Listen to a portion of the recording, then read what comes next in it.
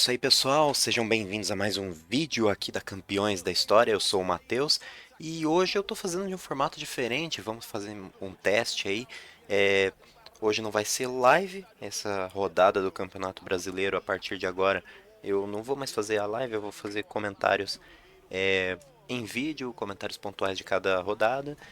Enfim, começando uma fase um pouquinho diferente aqui no canal, quero ver como que se sai. Qualquer coisa, voltamos para o formato de live, né? Mas, deixando esse pequeno disclaimer aí de lado, encerrando isso aí, vamos partir aí para os comentários da 13ª rodada do Campeonato Brasileiro, tá? Começando pelo jogo entre São Paulo e Fluminense. O São Paulo venceu por 1-0, jogou bem no Morumbi. O Fluminense jogou pouco no ataque, tá? As melhores chances foi o São Paulo que criou. O São Paulo já tem algumas rodadas aí que tá mostrando uma forma diferente de jogar. Já não é mais aquele time do início do ano aí que tava que não tinha muito uma identidade de equipe, né? Nunca dava pra saber qual que era o time titular do São Paulo, nunca dava pra saber quem que ia jogar, como que ia jogar. E é isso, tem melhorado desde a troca de técnico, né? Não é falando mal do Rogério Ceni jamais, mas o Dorival deu uma mexida aí na equipe e isso vem sendo mostrado nas últimas rodadas, nos últimos jogos da equipe paulista. O Fluminense, por outro lado, parece que aquele gás do início do ano, do Carioca pra cá, começou a diminuir. Isso é normal, isso é o desgaste do jogador mesmo, né? Da condição física. E o Fluminense sentiu isso, tá?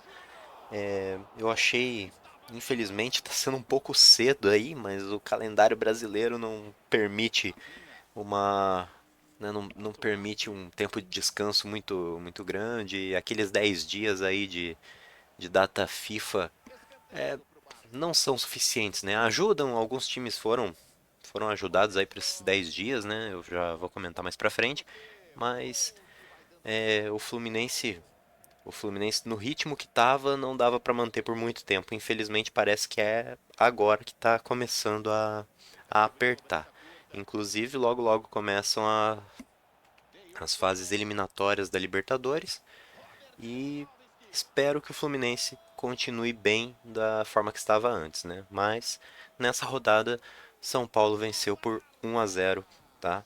O gol do Luciano. Seguindo para o jogo entre Flamengo e Fortaleza no Maracanã, a Arrascaeta jogou muito bem, fez o gol, fez um dos gols, inclusive ele e Gabigol fizeram os gols do 2-0. Gabigol saiu do gramado reclamando das condições do gramado do Maracanã, chegou aí dar uma briga um tanto feia com o vice de futebol do Flamengo. O Fortaleza perdeu um pênalti com o Pikachu e é isso. Não quero falar muito mais sobre esse jogo. Mérito do Flamengo aí que venceu por 2-0 Fortaleza em casa. E o, o- a crítica do Gabigol ao gramado do Maracanã. Enfim, vamos partir para o próximo jogo que foi no sábado, né? Também. Foi entre Grêmio e Bahia. Na verdade, Bahia e Grêmio, né? O mando de campo era do Bahia. O, o Grêmio fez o gol no final e assumiu a vice-liderança do campeonato, né? Vencendo por 2-1 o Bahia. O Botafogo ainda está um pouquinho longe, tá? Mas o Grêmio aí assumiu a vice-liderança do Palmeiras, se eu não me engano, era do Palmeiras antes. E com esses 3 pontos, começa a correr atrás do líder, o Botafogo, tá? 2-1 pro Grêmio. Internacional e Cruzeiro não tem muito o que falar, foi um 0-0 chato. Primeiro tempo o Cruzeiro dominou no campo do Inter e no segundo o Internacional dominou o jogo, mas ambas as equipes, nenhuma delas conseguiu converter o placar aí, converter um gol e ficou no 0-0, jogo chato, já falei demais. Corinthians e RB Bragantino. Bragantino 1-0. Gol aí do Eduardo Sacha de novo. Corinthians aí que vem uns dias aí não muito bons para principalmente pro torcedor corintiano, né? Mas o RB Bragantino não tem nada a ver com isso. Teve bastante vaia na arena contra a equipe, mas é isso. A equipe do Corinthians precisa se organizar, precisa se ajeitar. Não acho que seja necessariamente culpa do Vanderlei Luxemburgo. Ele teve pouco tempo ainda para trabalhar com esse time. Não era. Não, ele não pegou o time pronto ou o time para mexer e assim do jeito que ele queria. Não é o início de temporada. Ele chegou no meio e pegou a bucha já complicada. Então, né, aqueles 10 dias de pausa de data FIFA também não foram muito bons para o Corinthians. Talvez o Luxemburgo ainda não tenha conseguido colocar a sua filosofia de jogo para a equipe. O elenco ainda não se encontrou aí nas mãos do técnico, tá? Mas também não dá para passar muito pano também não, né? Se ficar muito tempo nessa falta de resultados, né? O Vanderlei aí precisa demonstrar uma certa, como é que é? Uma certa rigidez com a sua equipe, né? Tem que fazer tem que dar um jeito, porque já tem alguns jogos aí que não tá muito bem. Enfim, 1-0 para o RB Bragantino na Arena do Corinthians. E falando do líder, né? Botafogo faz 2-0 no Vasco no clássico. Os dois jogos não, os dois gols. Se olhar bem o replay, eu não tenho os direitos das imagens aqui, então, né, eu vou ficar devendo. Se olhar bem o replay, não, os dois gols parecem muito, assim, a mesma jogada, né? Chega pela direita do goleiro e toca no outro canto. O primeiro gol, inclusive, passou pelo meio das pernas do goleiro. Assim, para quem já jogou no gol, isso é bem triste, falar a verdade. Mas o Botafogo dominou o Vasco o jogo inteiro e se mantém na liderança 7 pontos à frente do Grêmio. Já eu vou falar da classificação em geral.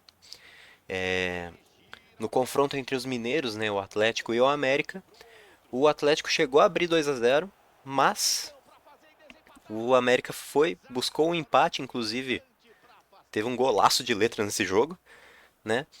E tá aí. Nenhum dos mineiros conseguiu os 3 pontos, um ponto para cada um e seguiu assim o jogo esse jogo foi no Mineirão, se eu não me engano. E é isso, porque às vezes o mando de campo era do Atlético, mas às vezes o Atlético manda o jogo no Independência, eu não lembro em qual estádio foi esse jogo. 2-2 entre Atlético e América Mineiros. Outro jogo aí bem interessante que teve nessa rodada, né? Até por isso que eu coloquei Real Madrid e Barcelona, não só porque quando não tem outras coisas além de brasileiro para falar, eu vou colocar Real e Barça. Eu coloquei Real e Barcelona por causa de dois garotos desse jogo, né? Entre Atlético Paranaense e Palmeiras, que são Vitor Roque, já de acordo com o Barcelona, já um acordo feito entre Atlético e Barcelona para ele ir para a equipe espanhola. E do outro lado o Endrick, já também vendido ao Real Madrid. Endrick com 16, Vitor Roque com 17 ou 18 anos, não lembro. O Vitor Roque vai ficar no Atlético Paranaense até final do ano, pelo menos é uma das condições que o Atlético impôs para venda.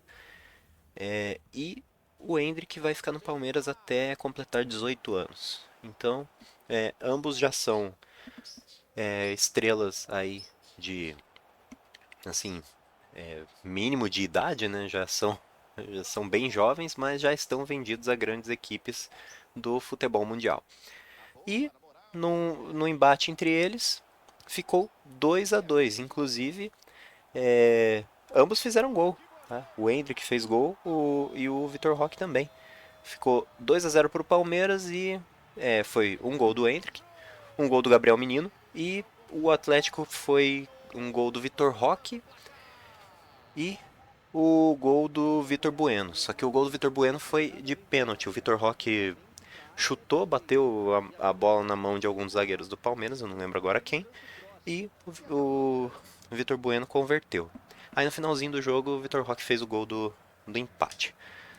2-2, Atlético Paranaense e Palmeiras na Arena da Baixada. E o jogo entre Cuiabá e Santos na Arena Pantanal ficou 3-0 para o Cuiabá. Santos também não está numa fase muito legal, isso já tem um tempo. São 12 jogos sem vitórias, já é um tempo que tá ficando crítico aí pro Santos, tá? A mesma situação que eu falei antes do Corinthians aplica aí pro Santos também, já é complicada já a situação. Só que o Paulo Turra, né, o técnico que assumiu o Santos recentemente, falo sobre ele quase o mesmo que eu falei pro Luxemburgo, só que o Luxemburgo ele chegou antes.